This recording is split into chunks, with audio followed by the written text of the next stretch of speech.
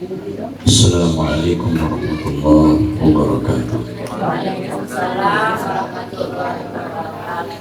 Bismillahirrahmanirrahim. Al-Fatihah alaiyatul futuh wal manuh wal rasul wa rahmatul nasuh wa salamin nasadi wa ruh wa ila hadratin nabi Muhammadin sallallahu alaihi wasallam wa sallallahu alaihi kitab Al-Syekh Al-Allama Al-Faqih Abdullah bin Abdurrahman Bakhudar Al-Hadrami wa Usulih wa Qura'ih wa Dhabil Hukuki Alim Ijma'in Thumma ila ruh Syekh Murabbi Ruhi Sayyidil Walid Al-Habib Abdurrahman bin Ahmad bin Abdul Qadir Al-Sibiyar wa thumma ila ruhi Syekh Murabbi Ruhi Kihja Sarmasri Abu Bakar wa Kihja Nurasayyi wa thumma ila ruhi Syekh Murabbi Ruhi Kihja Sabila Rusaki Hafizuddin usulihim wa fura'ihim wa dhabil hukuki alim ajma'in أن الله تعالى يتغشاهم بالرحمة والمغفرة وينفعنا بأسرارهم وأنوارهم وعلومهم ونفحاتهم وبركاتهم في الدين والدنيا والآخرة. الفاتحة. أعوذ بالله من الشيطان الرجيم. بسم الله الرحمن الرحيم. الحمد لله رب العالمين الرحمن الرحيم مالك يوم الدين إياك نعبد وإياك نستعين اهدنا الصراط المستقيم صراط الذين أنعمت عليهم غير المغضوب عليهم ولا الضالين. رب اغفر لي ولوالدي آمين.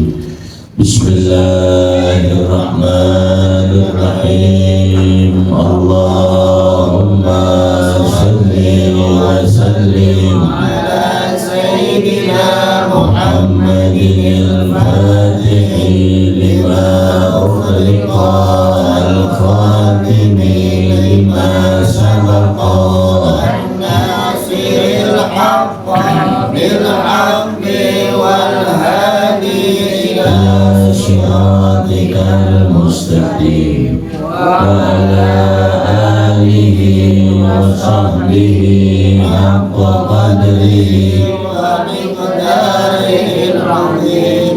اللهم أخرجنا من ظلمات الوهم وأكرمنا بنور الفهم وافتح علينا بمعرفة العلم وحسن أخلاقنا بالعلم وسهل لنا أبواب فضلك وانشر علينا من خزائن رحمتك يا أرحم الراحمين. Silakan dibuka di fikihnya, ada di halaman 4, 7 baris dari bawah. Ada di halaman 4, 7 baris dari bawah, bacanya faslun fi furudil usli gitu. 7 baris dari bawah, faslun fi furudil usli. Maju.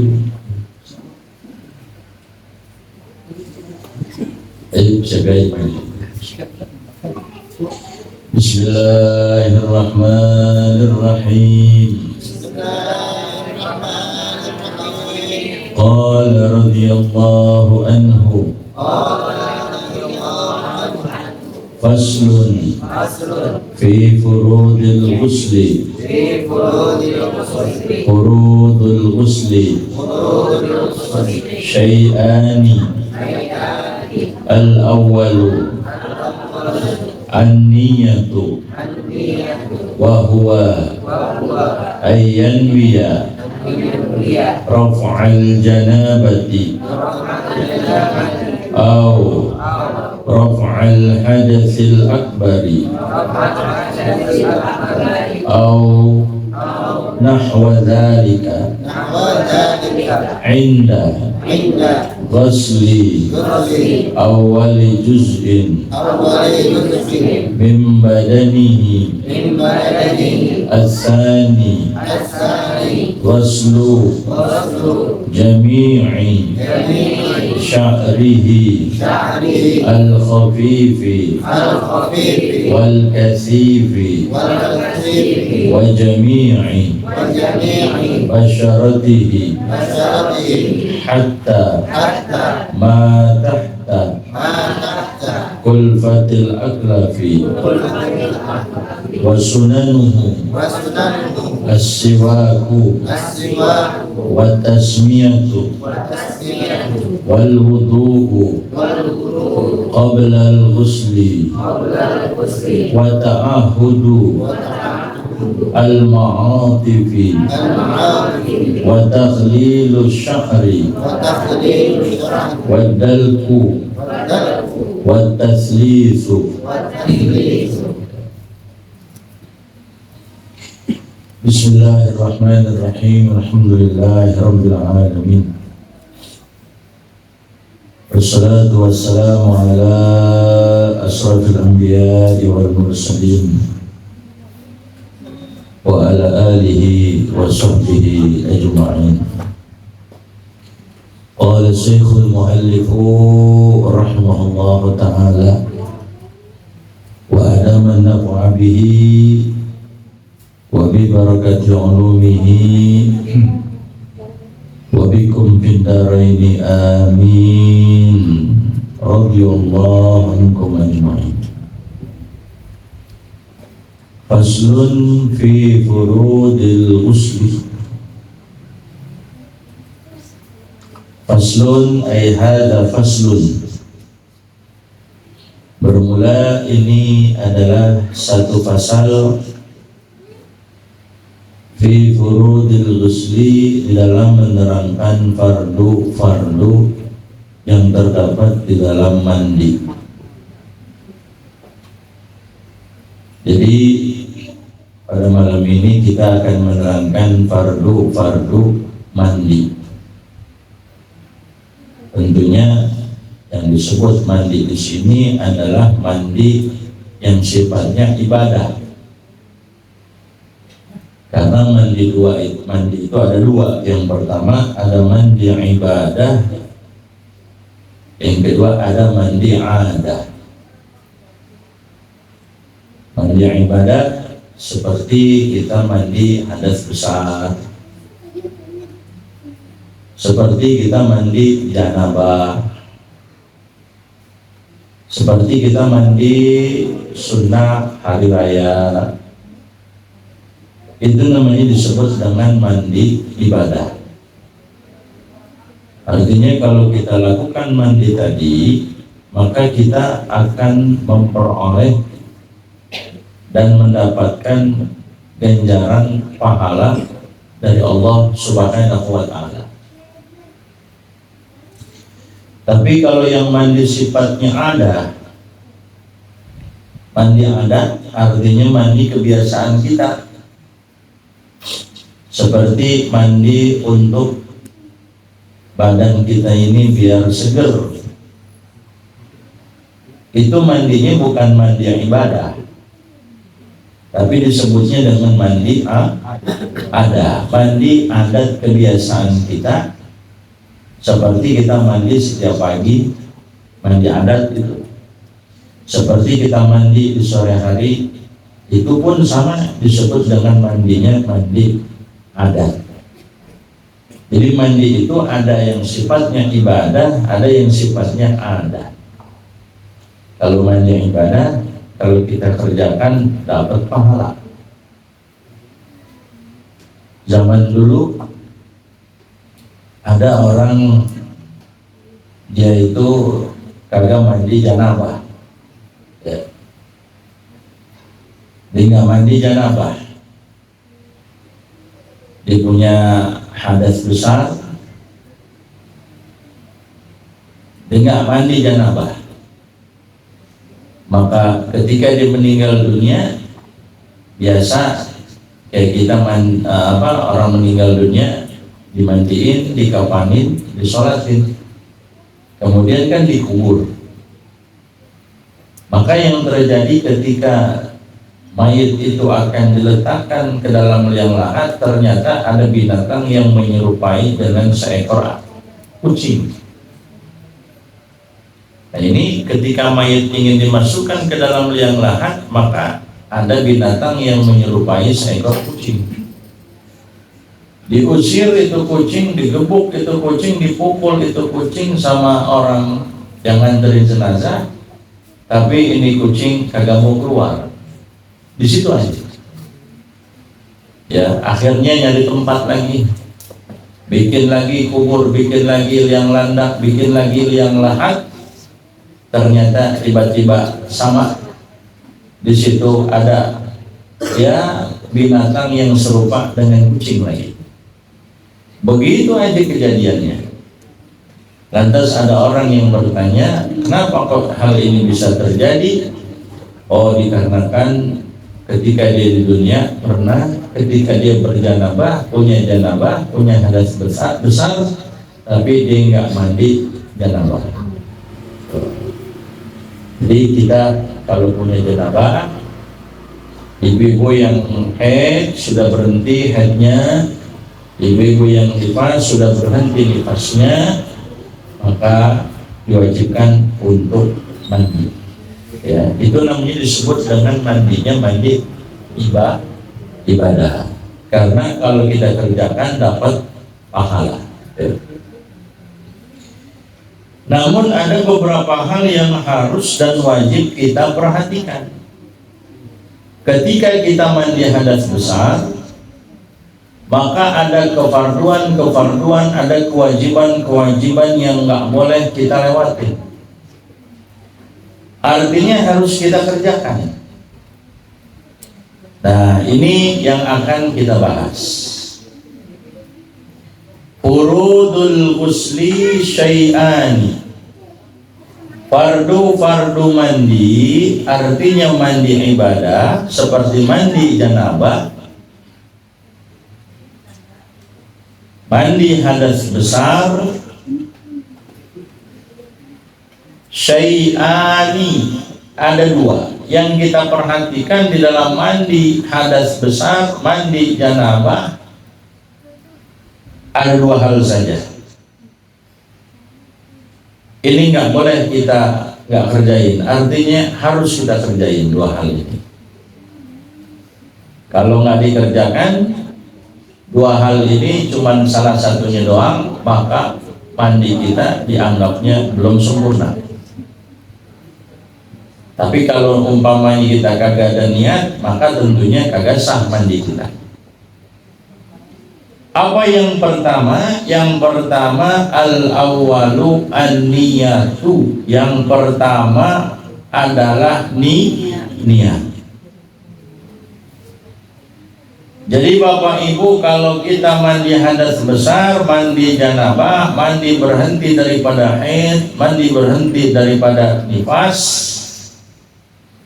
maka berkewajiban fardu yang pertama itu adalah harus kita niatkan.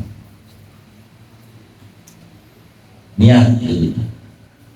Kalau kosong daripada niat, meskipun kita mandinya berjam-jam, mandi janabahnya, kalau kagak niat nggak direken, nggak niat kagak dianggap. Kita mandi rata, mandi dari jam 7 sampai jam 9 mandi. Bapak-bapak kalau mandi janabah berapa lama? Setengah jam. Setengah jam cepat berapa lama? Lama ya. Ini namanya mandi janabah, mandi nyerpis. Ya, nyerpis badan kita. Niatnya bagaimana? Wahuwa ayyanwiya raf'al janabah. Yang pertama niatnya itu bahwasanya dia niat mengangkat janabah. Berarti niatnya nawaitu raf'al janabah. Boleh seperti itu. Nawaitu raf'al janabah. Kalau dulu kita waktu awal-awal balik, mungkin yang perempuan yang pertama kali head ya, diajarin sama emaknya. Biasanya yang ngajarin mandi janabah emak apa bapak? Emak ya, bapak mah kagak pernah ngajarin bu ya. Ya apalagi anak perempuan yang head kan nanyanya sama ibu ya. Gak pernah kan sama bapak. Pak niat janabah gimana? Malu anak perempuan. Biasanya tuh yang ngajarin kita niat mandi janabah ibu. Yang ngajarin kita niat puasa biasanya ibu juga, dituntun sama ibu kita. Nawaitu soma godin, cuman panjang banget niatnya. Nawaitu soma godin an ada ibar di syahri ramadhani hadhihi sanati lillahi ta'ala, panjang itu. Mandi janabah juga niatnya kita dapat dari orang-orang tua kita, panjang. Gimana niatnya bu? Ibu-ibu pada gape ini. Gimana niatnya? Orang tua kita kalau ngajarin panjang. Nawaitu raf'al hadasil akbari, terus anjami'il badani, terus lillahi ta'ala. Panjang nggak? Panjang, pakai anjami'il badani. Nah, kalau kita nggak mau pakai niat versi seperti itu boleh. Nawaitu raf'al janabah. Fleksibel ya? Atau kita niatnya raf'al hadasil akbari, seperti nawaitu raf'al hadasil akbari, cukup. Lain daripada itu ada enggak? Au nahwa dzalika, atau seumpama yang demikian itu, artinya masih banyak versinya. Apa contohnya? Contohnya nawaitu fardhul ghusli. Boleh enggak? Boleh. Nawaitu fardhul ghusli. Oh. Tapi kalau ibu bapak niatnya nawaitul ghusla doang, nggak boleh. Saya niat mandi. Mandi apa? Nah, di sini kudu disebutin mandi wajib. Nawaitu fardhul ghusli, nawaitul ghuslal wajibah, boleh. Ya. Jadi jangan sampai kita nih ataupun anak kita ketika sudah balik dia pengen mandi janabah, niatnya nggak bisa. Karena bagi orang yang sudah balik, dia berkewajiban untuk mandi janabah dengan sebab dia balik, maka mempelajari mandi hadas besar itu hukumnya adalah wajib. Kita kudu punya ilmu. Kayak kita nih sekarang wajib sholat ya, wajib karena kita akil balik. Maka mempelajari hukum sholat hukumnya adalah wajib. Kita yang sudah balik, laki perempuan yang sudah balik, maka dia nanti berkewajiban untuk mandi janabah, maka wajib harus fardu hukumnya mempelajari ilmu tata cara mandi janabah, mandi hadas besar. Ya. Diajarin nih anak kita. Ya. Dulu ada engkong ditanya, Kong, gitu. Engkong umurnya berapa ya? Udah 70. Ya. Kong mandi janabah gimana Kong? Lah gua mah kalau mandi baik katanya. Nah, jadi mandinya gimana Kong? Ya biasa, pakai selang gitu kata Kong. Kalau nggak ada selang, gua pakai gayung, gitu. Terus ngapain lagi Kong? Ya udah beres semuanya kelar. Niat kagak pakai niat katanya. Ya Allah. Usia udah 70 tahun mandi janabah belum ngerti. Kemana aja dari mudanya. Tapi saya yakin bahwa di sini ibu-ibu di sini pada pinter udah. Pada gape masalah ini. Ya. Kan kita sering ngaji mani-mani ya.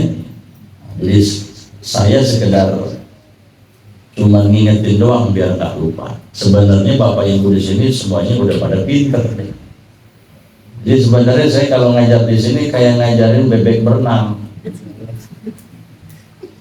Bebek diajarin berenang nggak? Ngapain bebek diajarin berenang? Orang jagoan dia pada kita.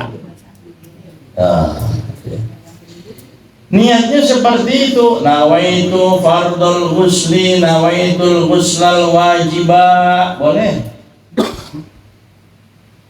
Ya. Nawaitu ada fardil ghusli, nawaitul ghuslal mafruḍah. Boleh? Ya. Silakan Bapak Ibu mau pilih yang mana. Ya. Yang penting harus ada niat. Kalau tidak disertakan niat, maka tidak sah mandinya meskipun dia berjam-jam di WC. Tetap tidak sah. Kan? Karena kosong daripada niat. Kemudian permasalahannya kapan niatnya? Jangan salah. Di sini dikatakan inda ghusli awwali juz'in min badanihi, ketika membasuh bagian yang pertama daripada badan kita. Kalau kita mandi janabah, biasanya yang dibasuh apaan dulu? Kepala, apa tangan, apa kaki? Ada yang kaki-kaki, ya kan? Ada yang tangan duluan yang tangan, ada yang kepala duluan apa? Duluan kepala. Dalam hal ini silahkan. Antum yang mana aja yang didahulukan silahkan. Tapi nanti kalau kita berbicara sunnahnya, tentunya itu ada aturannya. Kalau untuk diperbolehkan yang mana aja duluan, silahkan. Karena mandi janabah itu tidak harus tartib seperti kita wudhu. Kalau wudhu harus tartib. Muka dulu kan begitu. Kan kalau kumur-kumur sunnah ya. Ini yang dilihat fardunya. Muka dulu, kemudian tangan, kemudian kepala, kemudian kaki. Itu kalau wudhu wajib tartib. Tapi kalau mandi janabah tidak ada istilahnya tartib. Nggak ini dulu, kalau nggak begitu nggak sah, nggak begitu. Apa biasanya yang kita basuh duluan?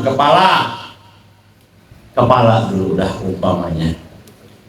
Air jatuh di kepala kita, umpamanya kita ambil air pakai gayung, maka ketika air ini berbarengan dengan jatuhnya di kepala kita, kita niat nawaitul ghuslal wajibah.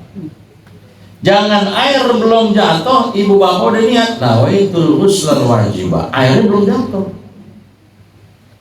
Sekalipun kita udah niatkan di dalam hati, udah kita ambil air, tapi ketika kita niatnya nggak berbarengan dengan jatuhnya air, maka itu berarti tidak direkan niatnya kita di situ, tidak dianggap karena salah.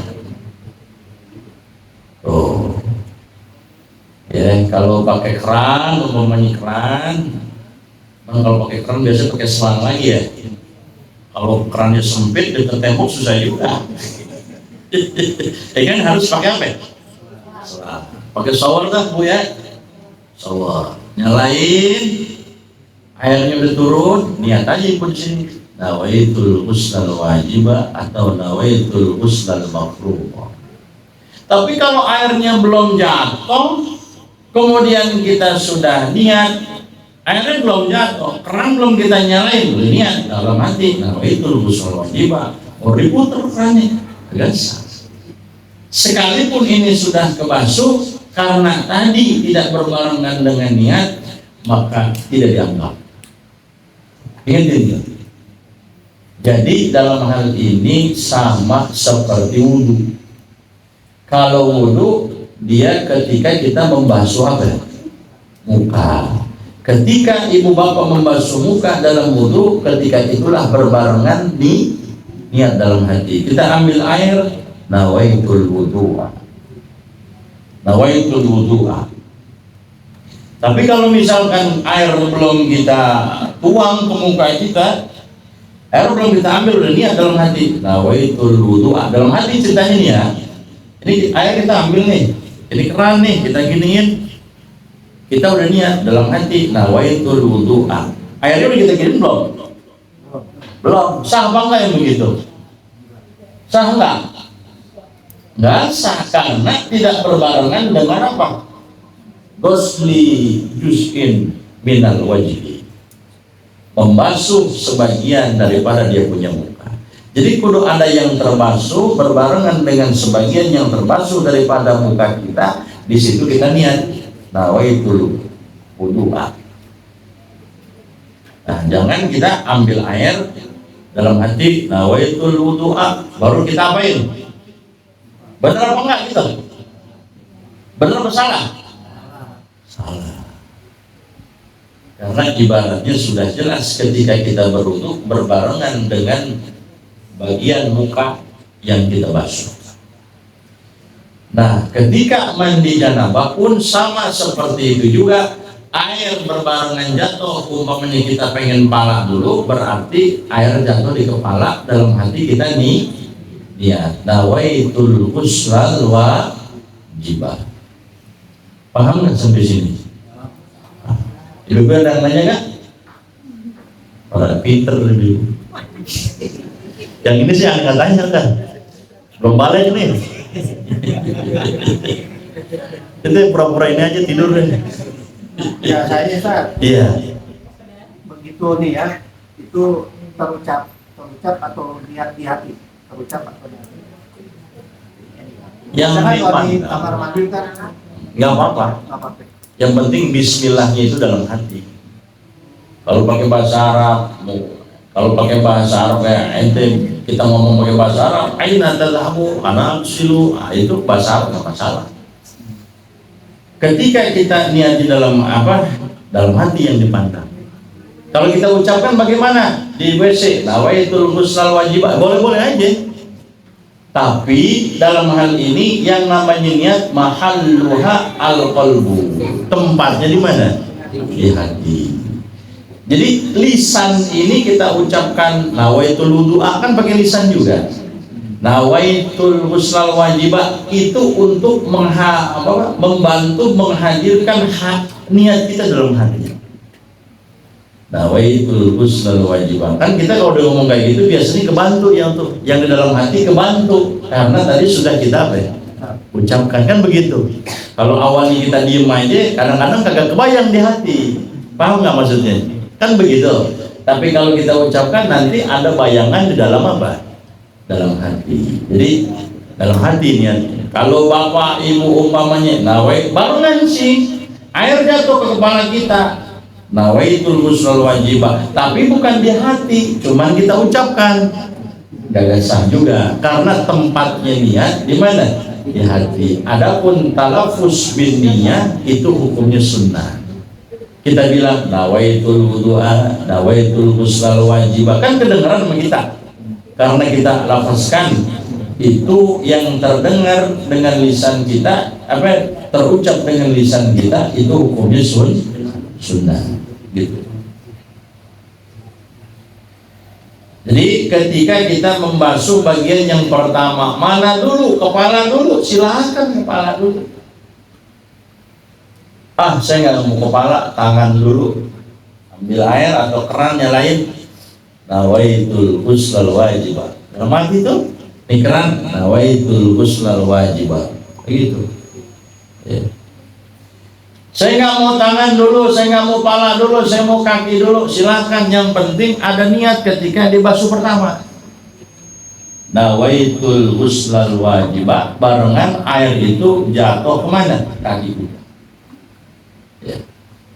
Nah, saya pengen nanya, cuman kalau gini boleh apa enggak? Kalau tadi yang pertama, umpamanya ini air belum jatuh, kita udah niat dalam hati. Udah niat dalam hati, hilang, gak terbayang lagi, air baru kita tumpahin, sah apa enggak gitu? Kita ambil air dalam hati, nawaitul ghuslal wajibah, baru kita tuang, sah apa enggak? Enggak. Ya. Nah, sekarang umpamanya begini, Ambil air, ya kan? Gayung. Air tumpah, Bu. Pak, air tumpah. Air tumpah ngalir di sini. Tapi kita belum niat, Bu. Belum hadir niat di dalam hati, belum hadir. Mungkin pikiran kita lagi kacau. Pas sampai sini baru kita niat dalam hati. Nawaitul ghusl wajibah. Umpamanya dalam hati sampai sini nawaitul ghusl wajibah. Berarti sah kayak begitu. Sah juga. Cuman basuhan yang tadi ini wajib dibasuh. Niatnya nggak wajib diulang karena tadi kita sudah niat. Sekalipun nggak berbarengan dengan jatuh ya. Sekalipun tidak berbarengan dengan jatuh, nggak masalah. Di sini umpamanya air jatuh ke sini, belum niat juga kita. Pas sampai sini baru ada niat, sah nggak? Sah. Wudhu pun sama seperti itu juga. Ketika kita basuh muka kita, gini, belum ada niat. Pertengahan pas air di sini, baru kita ada niat, sah nggak? Sah. Boleh juga.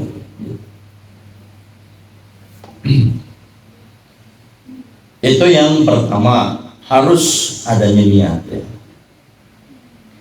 Yang kedua, as-sani ghuslu jami'i sya'rihi al-khafifi wal kathifi. Yang kedua, harus membasuh semua sya'rihi al-khafif, bulu yang ada di badan kita. Al-khafif wal kathif, semua bulu pokoknya. Macam-macam bulu pokoknya yang ada di badan kita, baik yang tebal ataupun yang tipis. Tahu tipis? Kayak di tangan kita kan suka ada bulu ya Bu ya, Pak ya. Itu kan tipis kan nih? Tipis. Ada yang tebal. Yang tebal itu yang sekiranya dia punya kulitnya ketutup sama bulu. Mau bulu yang tipis ke ataupun bulu yang tebal ke yang ada di badan kita, maka itu harus terbasuh.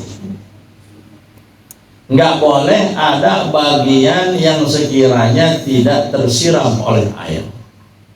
Harus kudu wajib rata terbasuh semuanya. Baik bulu yang tipis ataupun bulu yang tebal. Paham nih? Wa jami'i basyaratihi, dan semua kulitnya. Kulit kita diperhatiin. Bapak-bapak, ibu-ibu yang gemuk, awas lipatan nih. Ma'atifnya, lipatan biasanya yang lipat di mana yang lipat? Di perut ya. Nah, yang perut buka dulu dah. Siram. Oh. Jangan sampai kita mandi selesai ternyata ketika gini ini kering nih. Nah, ini nggak basuh berarti kan, kalau kering kan berarti perlu dibasuh. Lipatan apa aja? Mohon maaf ketiak ya. Harus terbasuh juga. Pokoknya semuanya harus rata. Ya, harus rata di situ. Hatta ma tahta kulfatil aqlafi, sampai apa yang ada di bawah kulfatil aqlaf, kulit, mohon maaf ini fikih, kulit kemaluan laki-laki, dia punya ininya apa namanya, batang ya, dakar gitu. Itu apa kan kalau orang belum disunat, kalau ditarik ada panjangnya, benar nggak? Iya, betul nggak?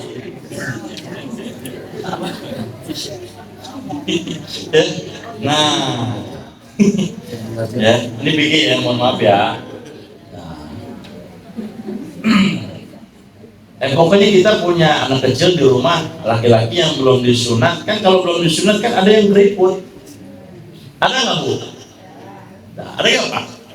Panjang kan, itu kan nanti kalau pengen disunat yang itunya tuh kulfahnya itu, yang itu dia sekiranya bisa nutupin helm. Oh helm, oh MBX, helm. Ya, helm ini kan itu, nah ini kalau dibuang nanti helm kan kebuka. Ini nih dia nutupin helm. Nah, sedangkan yang nutupin helm ini, nah helm ini harus bersih, harus terbasuh. Makanya orang yang nggak disunat kalau mandi janabah nggak perlu dibuka. Kenapa? Karena kalau tidak dibuka seperti ini, maka airnya itu kagak masuk. Jadi harus terbasuh. Jadi kalau ada yang belum disunat, dia pengen mandi janabah, maka ini kulit yang menutupi helm, maka harus dibuka, disiram. Begitu. Repot nggak kira-kira? Makanya sunat. Ya, laki perempuan wajib disunat. Karena di sini bisa menyebabkan penyakit. Ya, karena kalau kagak disunat itu kulit yang menutupi helm di situ najis, dia akan apa tuh? Akan mengendap. Pada akhirnya nanti jadi apa? Jadi penyakit. Ya, jadi harus disunat. Saya nggak disunat Sat, bagaimana Sat? Ya tetap pokoknya kalau ente pengen mandi janabah perlu bersih. Kita pengen sholat, itunya harus bersih. Kalau seumpamanya kita pengen sholat kemudian kita nggak bersihin karena dia nggak disunat, berarti kita sholat bawa apa? Bawa najis. Bawa najis. Lagi juga kalau sunat sekarang sih gampang ya, pakai apa itu? Nah macam-macam. Pokoknya yang mesti apa? Ada duit aja gampang udah. Ya. Disunat hari itu siangnya udah bisa lari bocah sekarang. Kalau dulu kita disunat berminggu-minggu kalau pakai sempak. Kenapa? Sakit. Berasa banget kan? Bener kan? Kalau anak sekarang disunat pagi, siang udah jalan, udah main. Ya kan ya? Kalau dulu mah wah, berasa banget kita. Ya.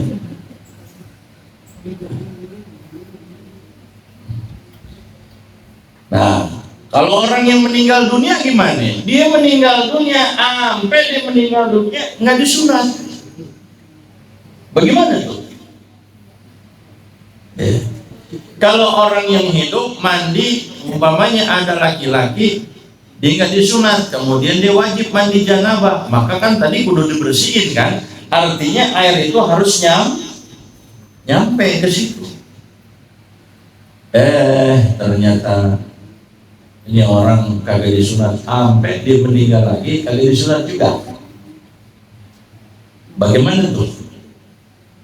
Orang yang seperti itu bagaimana? Mayit meninggal dunia tapi belum disunat, tetap dimandiin gitu mayit. Dimandiin menurut Al-Imam Ramli la yusalla alaihi. Kalau menurut Imam Ramli, kalau laki-laki yang belum disunat kemudian dia meninggal dunia tetap wajib dimandiin tapi nggak disolatin. Kenapa? Alasannya karena ghairul maftun, karena dia belum disunat. Ya, ditayamumin, habis mandi ditayamumin. Ya, apa? Dimandiin tapi nggak disolatin. Karena apa? Karena dia belum disunat. Nah, udah meninggal disunat nggak usah. Kalau meninggal ngapain disunat? Kalau mati disunat ya. Tapi kalau menurut Syekh Ibnu Hajar, bagaimana? Tetap dimandiin, habis dimandiin ditayamumin, habis ditayamumin maka disolatin. Jadi sebagai pengganti ada kemaluan yang laki-laki mayit tadi nggak kebasuh ketika dimandikan, maka sebagai gantinya ditayamumin. Setelah ditayamumin, kemudian kata Syekh Ibnu Hajar diapain? Disolatin. Begitu. Jadi kalau nggak disunat, bagaimana? Mandiin juga, tayamumin juga. Kata Syekh Ibn Hajar, baru setelah ditayamumin, setelah dimandiin, baru disolatin. Kalau kata Syekh Romli, mandiin aja, nggak usah disolatin karena dia belum disunat. Tapi biasanya perbedaan antara dua ulama ini yang kuat biasanya menjadi pegangan sandaran kita itu adalah Syekh Ibn Hajar. Jadi kalau ada yang belum disunat dia meninggal dunia, mandiin. Habis dimandiin ngapain lagi? Tayamumin. Tayamumin sama muka sama tangan, nggak usah dibeberin tangan ini. Mandiin, tayamumin, kemudian disolatin. Begitu. Nah, sampai sini ya. Fardu mandi. Ada pertanyaan di sini? Yang nggak ada silakan nanya dikit, satu orang cukup. Ada nggak yang nanya? Ada. Ibaratnya kalau tayamum itu seperti menghilangkan najis itu satu. Iya, sebagai pengganti ada bagian badan yang tadi tak terbasuh. Paham nggak? Paham. Ya. Nanti kita pun sama ibu bapak, kalau umpamanya ibu bapak pakai perban, umpamanya kita punya luka di tangan kita nih, wudunya bagaimana? Wudu doang apa gimana? Kadang orang ada wudu doang salah, tapi dia harus tetap wudu dan juga harus tayamum karena tadi di bagian anggota badan yang wajib dibasuh ketika dia berwudu, ketika dia mandi ada yang tak terbasuh, maka sebagai penggantinya plus wudu dan tayamum. Jadi awas nih kita yang pakai perban diikat umpamanya karena luka, itu bukan sekedar wudu doang tapi nanti wajib bertayamum.